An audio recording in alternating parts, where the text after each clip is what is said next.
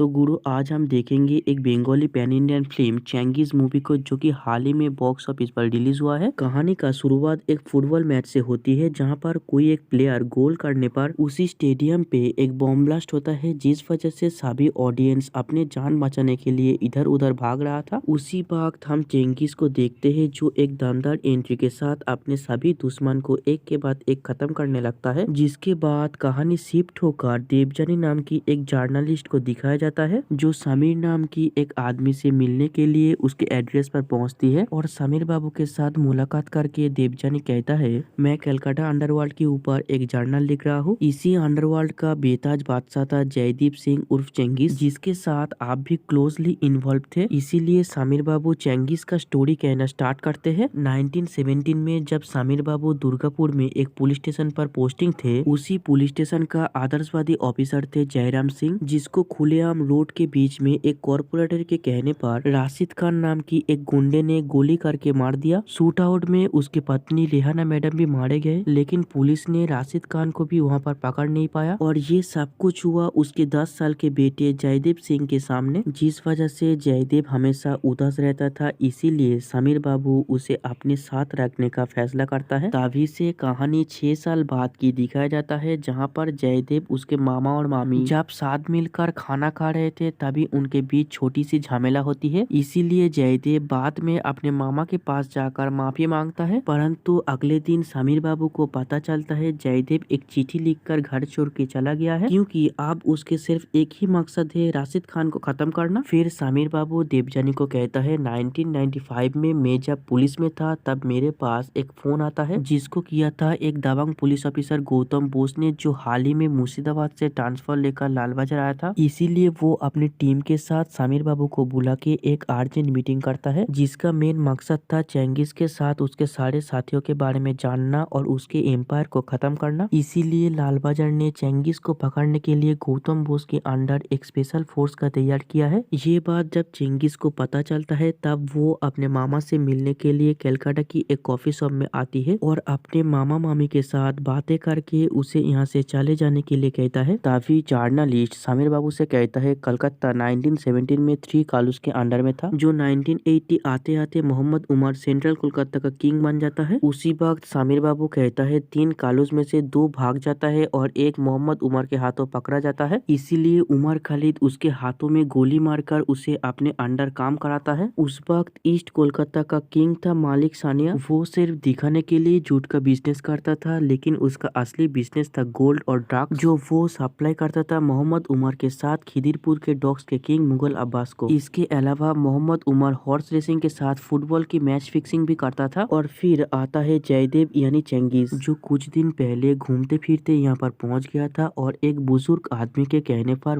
वो मोहम्मद उमर की टीम में ज्वाइन हो जाता है और उस आदमी के साथ बातें करके कुछ टिकट लेकर ब्लैक में बेचना स्टार्ट करता है। फिर भी पहली बार होने के कारण वो पुलिस के हाथों में पकड़ा जाता है, परंतु पुलिस को समझा के वो वहाँ से भागने में कामयाब भी होता है। इस मैच को मोहम्मद उमर यानी नल्ली भाई जीत जाता है, जिसके बाद नल्ली भाई के कहने पर जयदेव को उस कालू के पास भेजता है रहने के साथ साथ काम भी सीखने के लिए। और वो अपने 2 छोकरे को बोलते हैं इसे काम सिखाने के लिए। तभी एक दिन सभी बच्चे खेलने के लिए जब बाहर गए थे, उसी वक्त नल्ले भाई कालू से मिलने के लिए उसके गोडाउन पर आते हैं और कालू के साथ बातें करते करते जब उसके ऊपर हाथ उठाता है, तभी जयदीप उसे रोकने के लिए आता है। उसी वक्त मोहम्मद उमर से मिलने के लिए राशिद खान आता है, जिसको देखकर जयदेव पहचान लेता है। इसीलिए जयदेव सभी बात मोहम्मद उमर को बता के उसके पास से गन लेकर राशिद खान को मारने के लिए जाता है और उसे मार भी देता है। उसी के साथ कहानी कुछ सालों की बात दिखाया जाता है, जहाँ पर चेंगिस अब बड़ा हो चुका है। वो जब मोहम्मद उमर के पास आता है, उसे पता चलता है मालिक सानिया जो माल मोहम्मद उमर को भेज रहा था, वो अब पकड़ा गया। इसीलिए मालिक सानिया मोहम्मद उमर के पास से अपने माल का पैसा मांग रहा था, लेकिन मोहम्मद उमर इस माल का कोई भी पैसा ना देने की बात कर रहा था। इसीलिए चेंगिस कहता है, वो माल मेरे पास है। इस बात को सुनकर मालिक सानिया और उसके बीच एक झमेला हो जाती है। तभी मोहम्मद उमर चेंगिस को बाहर भेजकर अपने बीच एक समझौता कर लेती है और कुछ देर बाद उमर उसे बुलाकर मालिक से माफी मांगने के लिए कहता है, मगर चेंगिस उससे माफी ना मांगने की वजह से उमर उसके ऊपर गान दिखा के उसके पापा के बारे में उल्टा सीधा कह के चेंगिस को यहाँ से जाने के लिए कहता है। जिसके बाद वो वहाँ से निकलकर अपने दोस्तों दोस्तों के पास आता है। तभी उसकी मुलाकात मोहम्मद उमर की टीम कॉस्मोस की गोलकीपर से होती है। चेंगिस उसके साथ बातें करके उसे पर मैच के लिए 5 लाख रुपया देकर खरीद लेता है। जिसके बाद चेंगिस वहाँ से निकलकर लक्ष्मी ट्रैवल एजेंसी के पास राजू भाई से मिलने के लिए जाता है, जहाँ पर चेंगिस राजू भाई को 6% कमीशन देकर कॉस्मोस टीम को 3 गोल से हराने का डील करता है, जिस वजह से मोहम्मद उमर वो मैच हार जाता है। और इधर चेंगिस के पास मैच जीतने के लिए बहुत पैसा आता है और उधर थाईलैंड में राजू भाई के बहुत सारे कनेक्शन थे, जिसके मदद से चेंगिस बैंकॉक जाने के लिए निकल पड़ता है। उसी दौरान फ्लाइट में चेंगिस के मुलाकात नंदिनी नाम की एक एयर होस्टेस से होती है। पहली बार देखकर ही चेंगिस उसे पसंद करता है, इसलिए फ्लाइट में ही उसे प्रपोज कर देता है। बैंकॉक पहुंचते ही चेंगिस की मुलाकात एक आदमी से हुई जिसे सभी कैप्टन नाम से ही जानते हैं। वो बैंकॉक की ड्रग्स बेचने का अहम हिस्सा था। कैप्टन के जरिए चेंगिस की मुलाकात होती है बेरहम ड्रग डीलर सुचिव से। उसके पास से ही ड्रग्स लेकर चेंगिस इंडिया में बेचता था, लेकिन इस बात का खबर किसी को नहीं थी। परंतु जब मोहम्मद उमर को ये बात पता चलता है, वो राजू भाई को अपने अड्डे में उठा ले आता है और उसे बहुत टॉर्चर करके सच उगल लेता है और अपने कुछ आदमियों को भेजता है चेंगिस को मारने के लिए। इसीलिए उमर के आदमी चेंगिस को मारने के लिए वो जिस होटल में नंदिनी के साथ गया था, वहाँ पर जाके उसे मारने की कोशिश करता है, लेकिन उसे मार नहीं पाता। जिसके बाद वो एक एक को खत्म करके नंदिनी को घर भेजकर कैप्टन से मुलाकात करने के लिए जाती है और अपने सारे काम खत्म करके रात में अपने दोस्तों के साथ 3 कालूस से भी मुलाकात करती है। ऐसे ही चेंगिस धीरे धीरे अपनी टीम को तैयार करके मोहम्मद उमर को मारने के लिए प्लानिंग करता है। और एक दिन एक फुटबॉल मैच के दौरान चेंगिस मैदान में बूम ब्लास्ट करके उसके सारे आदमियों को मार के मैदान के बीच में मोहम्मद उमर को मार देता है। फिर भी उसके जो भी साथी वहाँ से भाग कर गया था, चेंगिस उसे पकड़कर मारने ही वाला था, लेकिन उसके फैमिली की वजह से वो बच जाता है। ऐसे ही करके जयदीप धीरे धीरे बन जाता है कलकत्ता का चेंगिस। उसके बाद 5 साल तक चेंगिस का राज चलता रहा कलकत्ता पे। उसी बीच एक बंद पड़ी फैक्ट्री को खरीदकर कलकत्ता का सबसे बेहतरीन नाइट क्लब बना देता है चेंगिस। ठीक उसी वक्त कलकत्ता में एंट्री होती है एक आदमी की, जो इस कहानी का गेम चेंजर था। जो मालिक सानिया की बातों से पता चलता है जयदीप के पीछे अब लालबाजार की पुलिस पड़ा हुआ है। सभी पुलिस उसके आदमियों के ऊपर निगरानी रख रहा था। ड्रग्स का डिस्ट्रीब्यूशन चेंगिस के निगरानी पर होता था। 1 किलोमीटर में माल 10 बराबर हाथ बदलता था, लेकिन कोई भी आदमी एक दूसरे को नहीं पहचानता था। ड्रग्स किस तरीके से आती थी, कहाँ पर स्टोर होता था, वो चेंगिस और उसके 2 दोस्तों के अलावा कोई भी नहीं जानता था। इधर फिल्मों का कारोबार चेंगिस का एक दोस्त एंड्रयू संभालता था और एक दोस्त देबू गोल्ड का बिजनेस संभालता था। हर बुधवार ठीक 1:30 बजे देबू कार्गो एयरपोर्ट के सामने रुकता था और एक आदमी गोल्ड से भरा हुआ एक ब्रीफकेस ले आकर उसे देता था, जिसे वो गैंग के डिस्ट्रीब्यूटर एसके ज्वेलर्स के मालिक को सप्लाई करता था। जिसके बाद चेंगिस को दिखाया जाता है जहाँ पर उसके क्लब में एक आदमी को लेकर बहुत शोरगुल हो रहा था। इसीलिए चेंगिस उस आदमी को अपने पास बुलाती है, जो बिल्कुल उसके तरह ही दिखता है। इसीलिए वो उस आदमी के साथ कुछ बातें करके घर लौट जाता है, जहाँ पर हम देखते हैं चेंगिस का शादी नंदिनी के साथ हो चुकी है। इसके बाद गौतम बोस को दिखाया जाता है, जिसके पास मालिक सानिया की एक कॉल आता है, जो बताती है चेंगिस के एक ट्रक कल सुबह ड्रग्स लेकर मुर्शिदाबाद से कलकत्ता आ रही है। इसीलिए सारे पुलिस अगले दिन उस ट्रक के ऊपर नजर रख के फॉलो कर रहा था, लेकिन ये बात पहले से ही चेंगिस को पता थी। इसीलिए वो अपने आदमियों से सारे पुलिस वालों को रोक देता है। जिसके बाद हम कालू को देखते हैं, जो टैक्सी में जाते हुए अपने पुराने दोस्त अभिषेक भट्टाचार्य से मिलते हैं।